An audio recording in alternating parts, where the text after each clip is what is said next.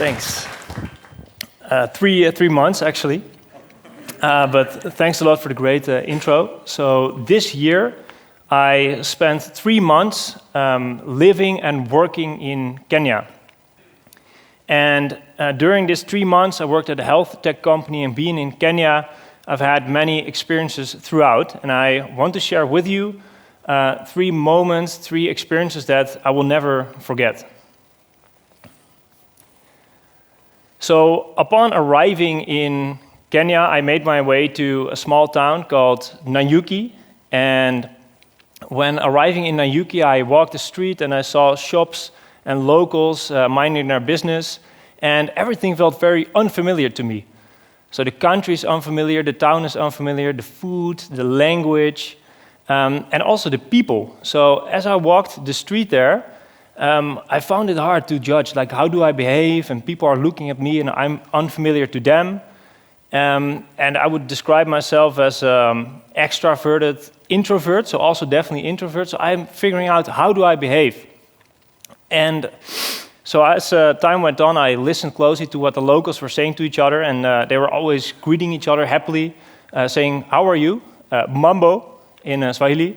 So I figured I'd just do the same. So I also started saying mambo to locals, and they would always reply with "Poa, I'm doing well." So as I walked the streets, and then we had this moment where we looked at each other, and first maybe there was some tension because they're figuring out, what is this guy doing here? And then we break that tension by just saying, "Mambo, how are you?" And they're like, "Oh, I'm doing good." And that really helped me connect with the locals upon arriving in Kenya, because just that small greeting, a wave, or maybe a smile, that broke that tension, and then I felt more at ease in this unfamiliar country. So that's the first thing that I will never forget, how greeting, waving, smiling can really connect you with the locals. So later, I was taking the train from central Kenya back to Nairobi, and I was in this train, sitting there, enjoying the landscape, passing through towns. And I also noticed locals that were on the sides of the train, and sometimes when they would see the train, they would get really excited. So they would look at the train and then maybe wave, and then we would wave back from the train. And at some point, I also saw 2 young kids, and they saw the train. They started running after the train and waving and smiling, and they were waving back. And that actually I also felt was really special, because in the Netherlands, if you take the train and then you don't ever think twice about it, right? It's just there, and it works. Like most of the time, it works. And it's something you take for granted easily. So that was really special, the excitement of the train, running after the train, waving, smiling. So that's another thing I will never forget, the 2 kids that were running after the train.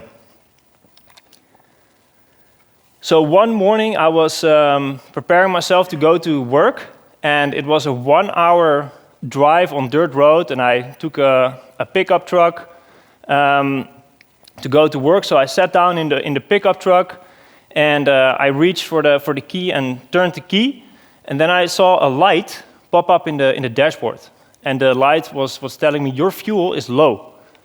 And for me, I had to drive on this dirt road, and I don't know my way around this area so well, so I'm worried. So I'm like, the fuel is low, so then we have to fix that problem first, and then I can drive to work. So I decided to call Anthony, who is in charge of running things in the estate that I was living in, and also the cars. And I got Anthony on the phone, and immediately he apologized. "Oh, sorry, I forgot to fuel the car." But no worries at all, because if you start driving and then maybe at some point you get stuck and there's no fuel anymore, I'll just come to you. I will just hop on the motorbike, take some fuel, and I'll just come and get you. Maybe if I get stuck with my motorbike in the mud, I just call a friend and he will come and help me. And that was so great for me to hear and experience, is Anthony's really great optimism. Because I started thinking to myself, is that why not, right? because in the past I had faced some challenges and you had managed to figure them out. And maybe now I face some challenges and I can also figure them out, and perhaps even in the future. So that is the last thing that I will never forget, is Anthony's really great optimism and trust that things will eventually figure themselves out. Thank you.